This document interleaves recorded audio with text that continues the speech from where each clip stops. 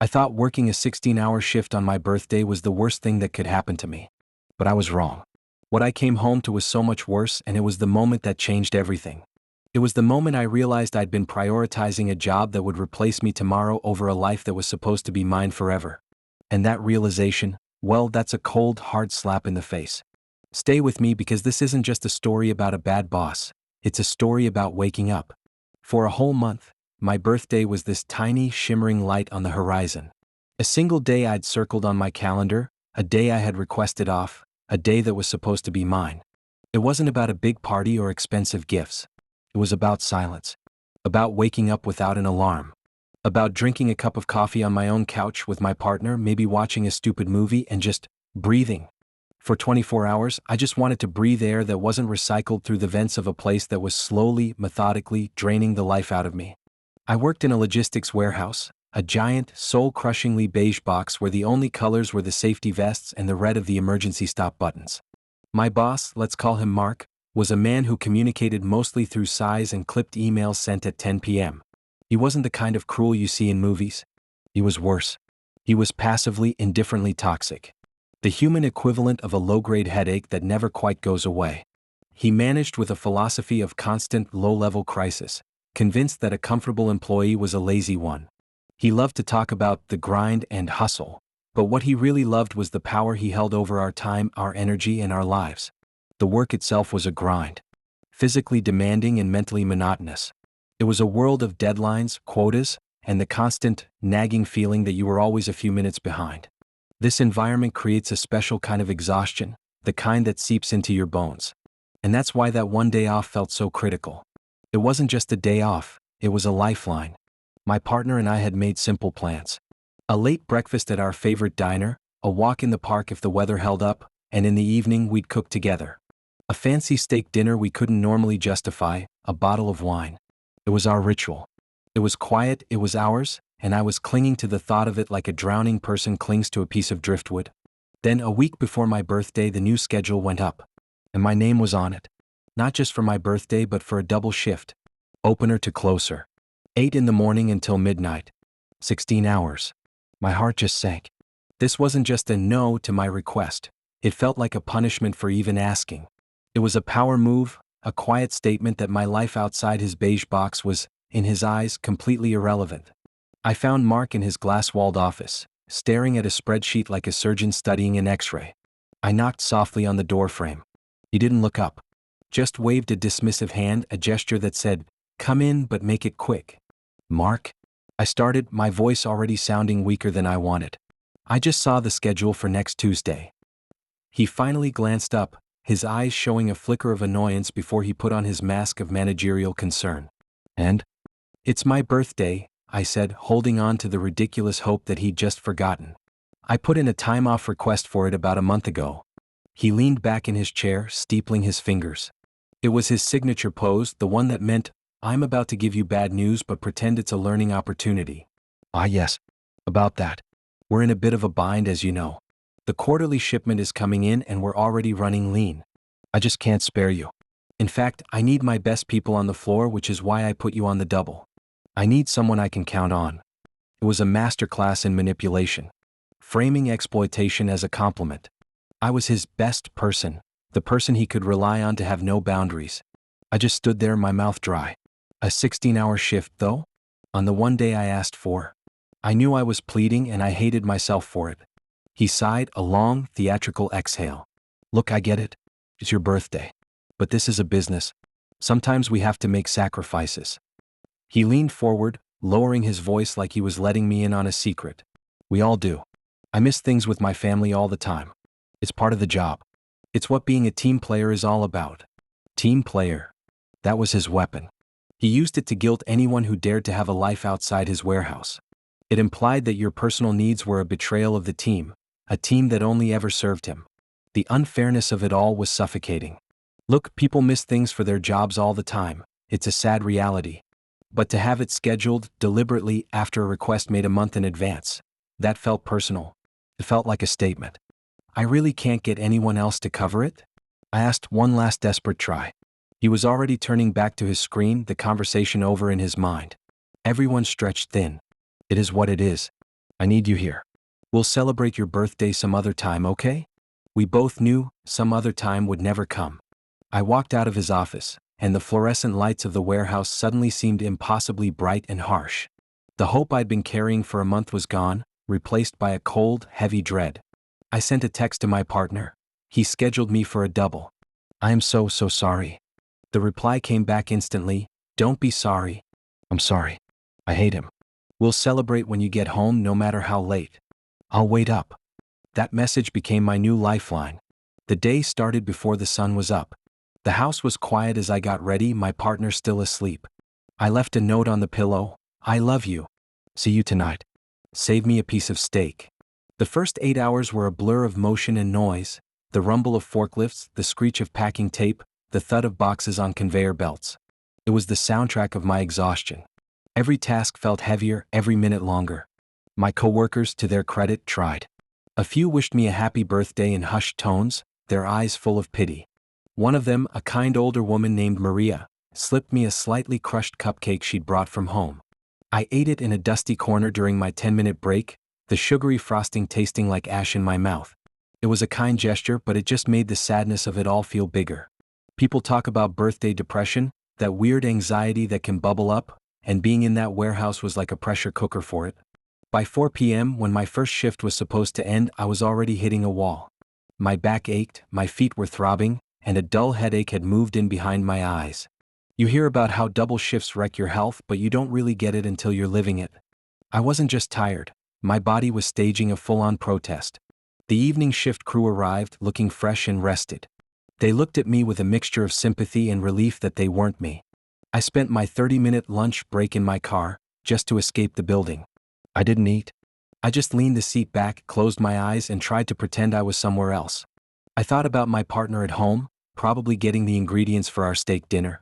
The thought was a painful mix of comfort and longing. It's a special kind of loneliness, that social isolation that comes with crazy shift work.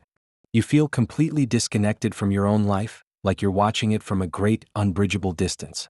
The second half of the shift was a different kind of hell. The warehouse got quieter, emptier. The frantic energy of the day was replaced by a desolate, humming stillness. The tasks were the same, but my body felt like it was moving through water. My focus blurred. I started making stupid mistakes, mislabeling a pallet, dropping a scanner. With each error came a fresh wave of frustration. This was burnout in its purest form, that deep, soul-level exhaustion caused by way too much stress for way too long.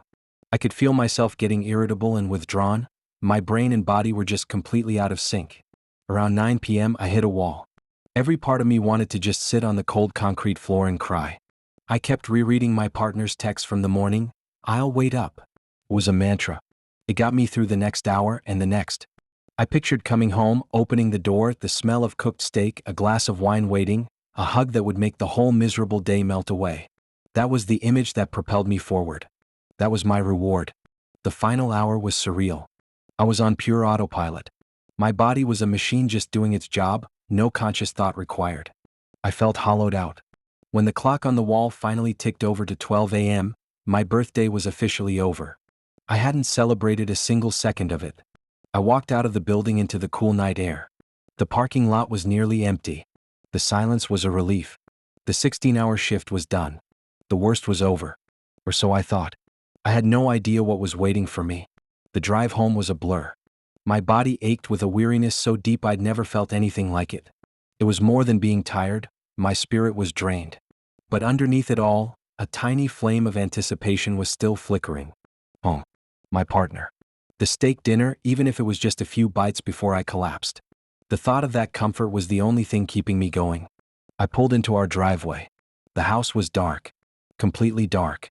Not even the small lamp we always left on in the living room was lit. A knot of unease tightened in my stomach. Maybe they fell asleep on the couch, I thought. It's so late I can't blame them. I fumbled with my keys, my hands clumsy with fatigue. The key slid into the lock. I turned it, the click echoing in the silent street. I pushed the door open. "Honey, I'm home," I called out, my voice hoarse. The only answer was my own words dying in the empty air. I stepped inside. The silence was immediate and absolute. This wasn't the peaceful quiet of a sleeping house. This was a dead, hollow silence. The air was cold. My hand found the light switch and flipped it. Nothing. The switch clicked uselessly. I tried again. Nothing. Adrenaline surged through me, slicing through the fatigue. I pulled out my phone, my hands trembling, and turned on the flashlight. The beam cut a stark path through the darkness. I pointed it into the living room. And I saw nothing. The room was empty. Our couch, the one we'd spent hours picking out, was gone. The coffee table, always covered in books and coasters, gone. The rug my partner's mother had given us, gone. The TV, the bookshelf, the pictures on the walls, all of it, gone. My heart hammered against my ribs. This had to be a joke. A cruel, elaborate prank. I swept the flashlight beam across the room again, desperately searching for something familiar, for any sign I hadn't lost my mind. There was nothing but blank walls and dusty outlines on the floor where our life used to be. I stumbled forward, my legs like lead. "Hello?" I called out again, my voice cracking. The silence mocked me. I walked from room to room, the narrow beam of my phone's flashlight my only guide. The dining room, empty. The small office, empty. I crunched on something on the floor and pointed the light down. A single screw left behind where my desk used to be. I made my way to the kitchen. Empty. The pots and pans we'd collected over the years, gone. The fridge stood open and bare. The steak I'd been dreaming about all night was nowhere to be seen. No note on the counter. No explanation. Just a vast, echoing emptiness. My final stop was the bedroom. I pushed the door open with a sense of utter dread. The bed was gone. The dressers gone. I walked to the closet, my last desperate hope. I slid the door open. Empty. Hangers were scattered on the floor. But on my side of the closet, a few of my work uniforms were still hanging there. My beige box prison uniforms. They were the only things left. And that's when I broke. The strength that had carried me through 16 hours of hell, the hope that had been my lifeline, it all just shattered. I slid down the wall, my back against the empty closet, and I sat on the bare floor of my empty bedroom in my empty house, and I finally cried. It wasn't just crying, it was this guttural, soul-ripping sob from a place of absolute devastation. Birthdays can make you feel lonely if you don't have your people around you, but this was the most brutal loneliness imaginable. My boss hadn't just taken my birthday. Coming home to this, it felt like my entire life had been taken too. If you've ever had a job that made you feel invisible, or a boss who pushed you past your breaking point, let me know in the comments. I think a lot of us have been there, and it's important to know you're not alone. I don't know how long I sat there on the floor, surrounded by the ghost of my life. An hour? 2. Time had lost all meaning. The sobs eventually faded, leaving a hollow, aching numbness. The physical exhaustion from work had been completely swallowed by emotional devastation. My first rational thought was to check my phone. No missed calls. I opened my messages. Nothing. I tried to call my partner. The phone rang once, then went straight to voicemail. I tried again. Same result. I sent a text. "Where are you? What is happening? The house is empty." I stared at the screen, waiting for the 3 little dots that signal a reply. Nothing. The word "delivered" under my message felt like a final, clinical insult. And that's when the pieces clicked into place, forming a picture I didn't want to see. This wasn't a robbery. Robbers don't take your worn-out couch and leave a few work uniforms. They don't take the half-used bottle of olive oil. This was a departure. A planned, calculated, and silent one. The betrayal was a physical feeling, a cold wave that was even colder than the empty house. My mind replayed the last few months. The arguments we'd been having more and more often. Arguments almost always about my job. The missed dinners. The canceled plans. The nights I came home too tired to talk, too drained to be a partner. I remembered my partner's words from a fight a few weeks ago. "It feels like you live at that warehouse. I feel like I'm living alone already." I dismissed it as an exaggeration at the time. Now, the words echoed in the empty room with terrifying clarity. My job hadn't just been stressing me out. It had actively helped destroy my relationship. The constant pressure, the crazy schedule, the sheer exhaustion. It had created a work-life conflict so bad that my life had finally been extinguished. I had been sacrificing my relationship on the altar of a job that paid me just enough to survive but demanded my entire soul in return. I thought I was working hard for us, for our future. But I had completely neglected our present. I had let my boss's definition of a team player overwrite my role as a partner. I spent the rest of the night wandering through the empty rooms, the beam of my phone flashlight lighting up the dust and the silence. It felt like walking through a museum of a life that was no longer mine. With every step, a cold anger started to replace the despair. Anger at my partner, yes, for the cowardly way they left. But a deeper, more profound anger was aimed at my boss, Mark, and at myself. He didn't just schedule me for a 16-hour shift. He created the perfect cover. He knew I'd be gone, unreachable, and completely out of the picture. He gave them the window. He was an accomplice in the dismantling of my life. But I was the one who let it happen. I was the one who kept saying yes, who accepted the story that my worth was tied to my productivity, that my sacrifices were noble instead of self-destructive. As the first hints of dawn crept through the bare windows, I made a decision. I stood up, my joints stiff, and walked to the closet. I looked at the work uniforms hanging there, the last remnants of my old life. They looked like a costume for a role I was never playing again. I didn't sleep. I just sat on the floor and waited for the sun to rise. When it was a reasonable hour, I took out my phone. I didn't try to call my partner again. I opened my email. My fingers were steady, fueled by a new, quiet resolve. I found the last email from Mark and hit reply. The subject line I wrote was simple: resignation. The body of the email was just as simple.